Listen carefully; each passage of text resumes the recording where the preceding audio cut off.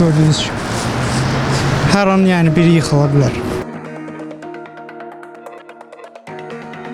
Yollarla gündə marşrutla yeriyə zorla gəlib çıxmışıq.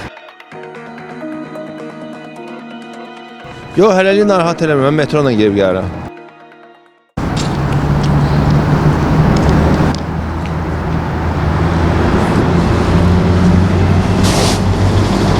Bildiyiniz kimi qar yağma səbəbindən yollar, səkilər buz bağlayıb. Bununla bağlı düşüncələriniz nədir?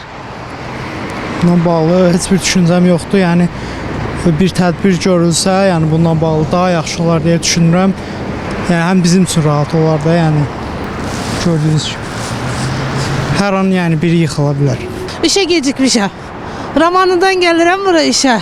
Yollarla gündə marşrutla yeriyə zorla gəlib çıxmışıq.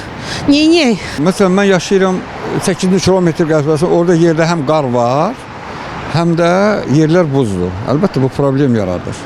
Məni narahat eləmir, uşaqları, xanımları narahat edir. Təbii şeydə qışda belə olar. Yəni heç sürüşmürsünüzmü? Sürüşmə olur, özümüzü qoruyuruq, ancaq fövqəladə bir şeydir. Bu təbiətin möcüzəsi də olmalıdır. Nə düşüncəm var, heç nə təmizləsinlər də.